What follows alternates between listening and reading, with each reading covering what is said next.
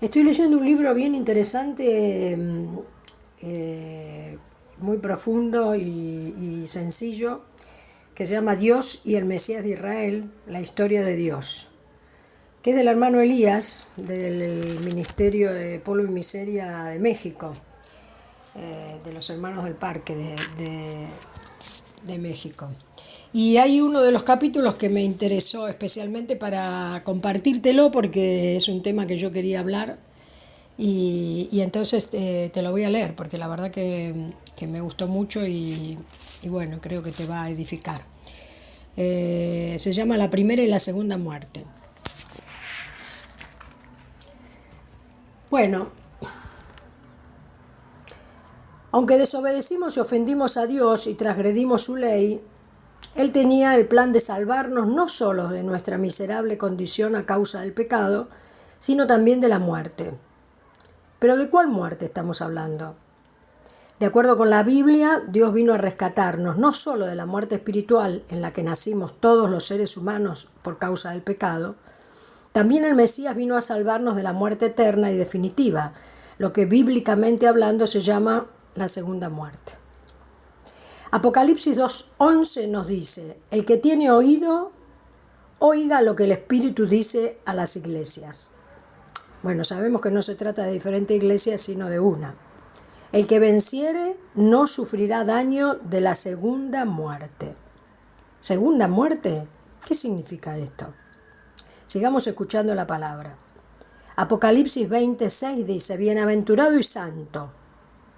La palabra santo tenemos que entenderla correctamente. Santos son los justificados y justificadas que viven en la santidad y en la santificación de Dios.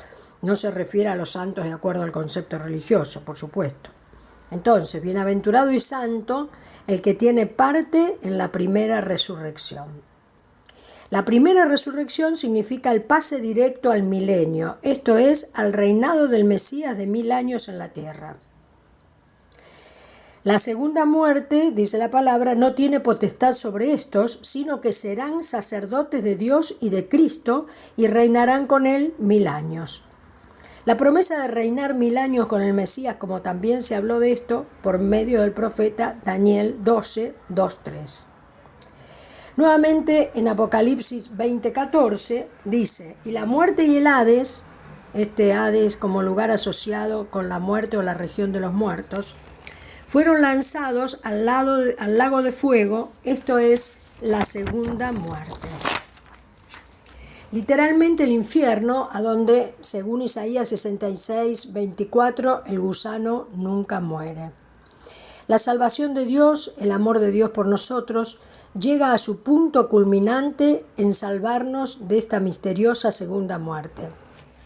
Juan 3:16-17 dice: porque de tal manera amó Dios al mundo, que ha dado a su Hijo unigénito, el Mesías, Dios manifestado en carne, para que todo aquel que en él cree, que cree y le obedece, por supuesto, no se pierda en la segunda muerte, mas tenga vida eterna. Porque no envió Dios a su Hijo al mundo para condenar al mundo, sino para que el mundo sea salvo, o sea, salvado por él. De acuerdo a la Biblia, este mundo y todas las criaturas ya estaban condenadas y sentenciadas a la primera y a la segunda muerte por causa del pecado. Es por eso que el versículo dice que el Padre no envió al Mesías, aunque es el mismo, ¿no? El Padre y el Mesías, para condenar, sino para salvar a un mundo que ya estaba, antes de la intervención del Mesías, destinado a la aniquilación total. Veamos qué dice Juan 11:25-26. Les dijo Jesús: yo soy la resurrección y la vida. El que cree en mí, aunque esté muerto, vivirá. O sea, no pasará la segunda muerte. Y todo aquel que vive y cree en mí, no morirá eternamente.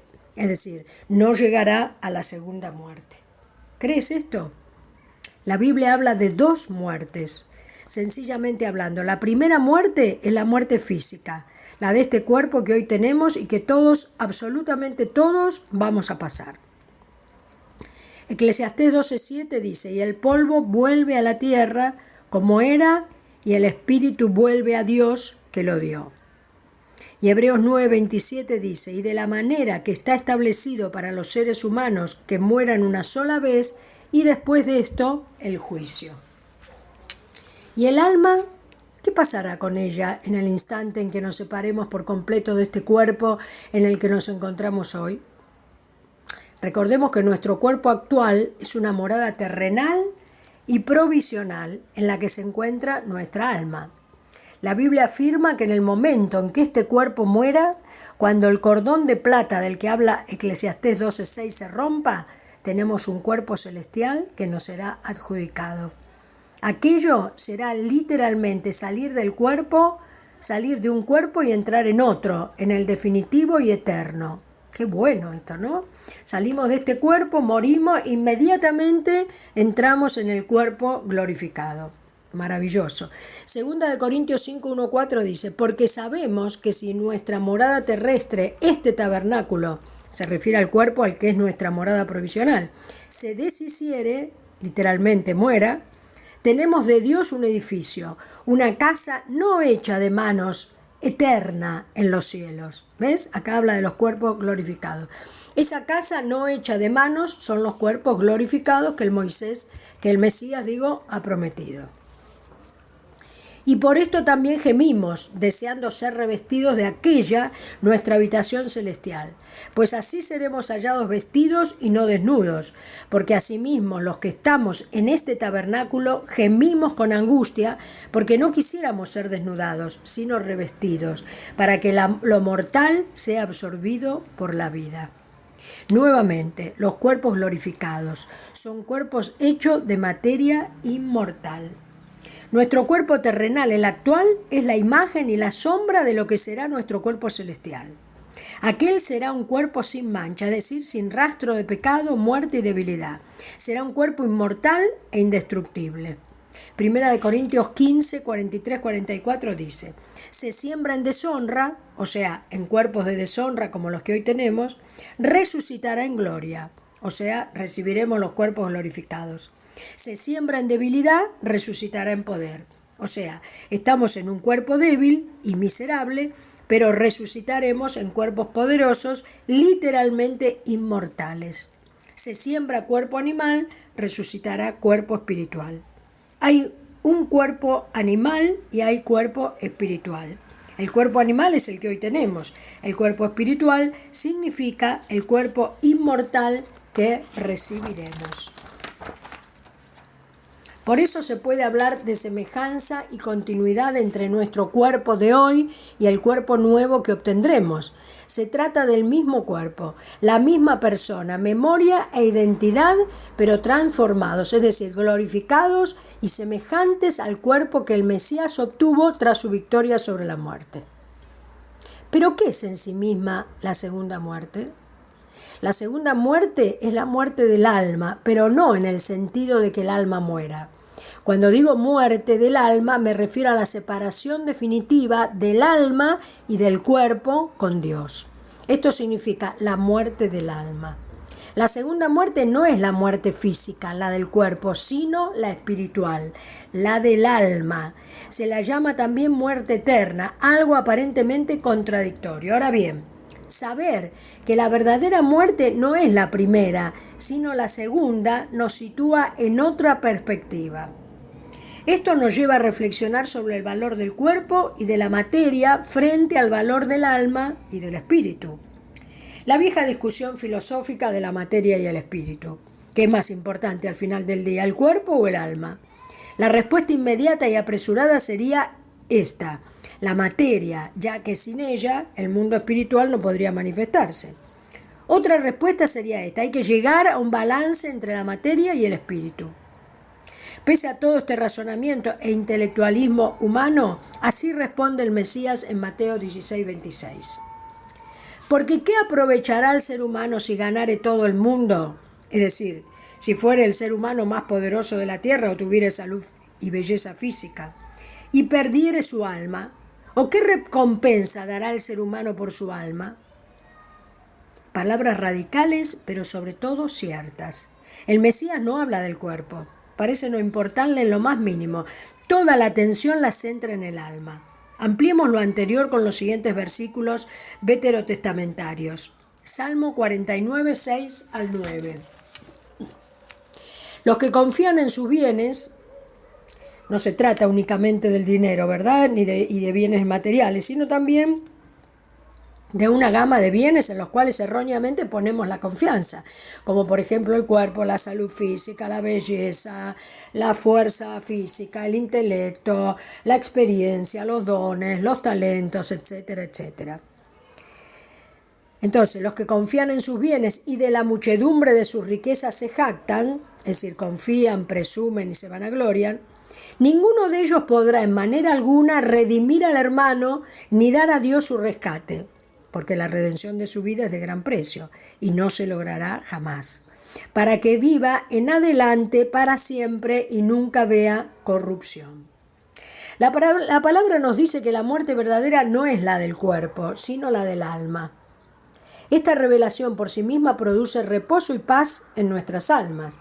Ahora, sabemos que es Dios quien cuida de nosotros y que no quiere que estemos ansiosos y preocupados por la vida del cuerpo. Mateo 6, 25, 26. Por tanto os digo, no os afanéis por vuestra vida, qué habéis de comer o qué habéis de beber, ni por vuestro cuerpo, qué habéis de vestir. ¿No es la vida más que el alimento y el cuerpo más que el vestido? Mirad las aves del cielo, que no siembran ni ciegan, ni recogen en graneros, y vuestro Padre Celestial las alimenta. ¿No valéis vosotros mucho más que ellas?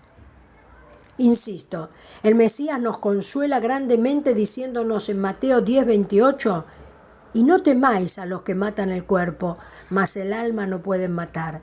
Temed más bien aquel que puede destruir el alma y el cuerpo en el infierno. Literalmente el infierno, sí, es la segunda muerte. En efecto, Dios quiere que no vivamos esclavizados por miedo al futuro y particularmente por miedo al sufrimiento y a la muerte.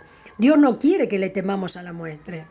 La que ahora sabemos es solo la primera muerte. Se trata de una proeza que solo el Mesías puede y quiere realizar en nuestras vidas. No debemos olvidar que la muerte verdadera no es la del cuerpo, sino la segunda muerte. Esto es la separación definitiva del alma con el Creador. Ahora bien, la salvación de Dios, su manifestación de amor por nosotros, no está reservada únicamente para un futuro lejano y de ultratumba, sino que ya opera en este tiempo.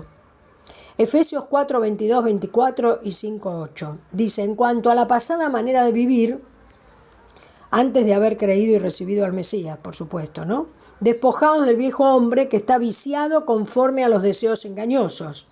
Sabemos que el viejo hombre es la criatura vieja, o sea, literalmente la mente y el corazón. Como ya habíamos dicho, mente y corazón son lo mismo, no son dos. Y renovaos en el espíritu de vuestra mente, no por medio de nuestra mente, pues la mente humana es antagónica a la de Dios, sino por medio de la mente de Dios, la que según 1 Corintios 2:16 hemos recibido.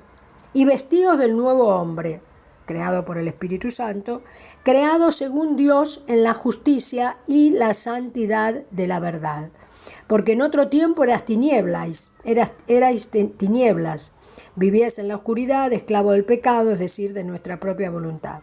Mas ahora, por la fe y la obediencia al Mesías, sois luz en el Señor. Andad, vivan como hijos de luz. Y en la primera carta a los Corintios 5, 7, 8 dice, así que celebremos la fiesta, se refiere a la Pascua o Pesaj en hebreo, no con la vieja levadura ni con la levadura de malicia y de maldad, como antes vivíamos haciendo nuestra voluntad, es decir, nuestras obras, sino con panes sin levadura, o sea, viviendo en la mente del Mesías o por el Espíritu Santo, de sinceridad y de verdad. Viviendo en la verdad y hablando la verdad, lo que significa vivir en amor de perdón y en juicio contra el pecado que mora dentro de nosotros. Una vez más, en Romanos 6:22 dice, mas ahora que habéis sido libertados del pecado, no del pecado, sino de las culpas por el pecado y de la condenación por causa de la ley, con el pecado seguimos combatiendo día a día. Y hechos siervos de Dios, tenéis por vuestro fruto la santificación. Es decir, la conversión y edificación de nuestra alma, y como fin, la vida eterna. la vida eterna o la resurrección de los cuerpos. Dios nos ha dado promesas para hoy y para mañana. Atendamos al siguiente diálogo entre Pedro y el Mesías. Lucas 18, 29, 30. Entonces Pedro dijo: he aquí, nosotros hemos dejado nuestras posesiones y te hemos seguido. Esto no quiere decir, entendamos bien, que el Mesías quiere que renunciemos a todo y seamos pobres. Lo que Dios quiere es que tengamos lo que tengamos, no hagamos nada nuestro. En otras palabras, dejarlo todo es vivir renunciando a todo y todos a cada momento. Esto significa pobreza espiritual, no hacer tesoros en la tierra. Y él les dijo: de cierto os digo, que no hay nadie que haya dejado casa o padres o hermanos o mujer o hijos por el reino de Dios. Otra vez, no es dejar sino renunciar a la posesión y al control de todo esto, que no haya de recibir mucho más en este tiempo. ¿Qué es mucho más? La conversión y la santificación de su alma. Y en el siglo venidero, la vida eterna. O sea, los cuerpos glorificados y la vida eterna. La vida eterna o la muerte eterna, el cielo con Dios o el infierno con el responsable del mal. Debemos elegir. Estamos obligados a hacerlo. En esto no hay abstencionismo. Dios nos invita y exhorta a cada instante a elegir. Deuteronomios 30:15 dice: mira, yo he puesto delante de ti hoy la vida, la muerte y el mal. La muerte en doble sentido, la muerte espiritual y la segunda muerte. No se refiere a la primera muerte, pues esta no es optativa. Es menester elegir y volver a elegir a cada instante hasta el final.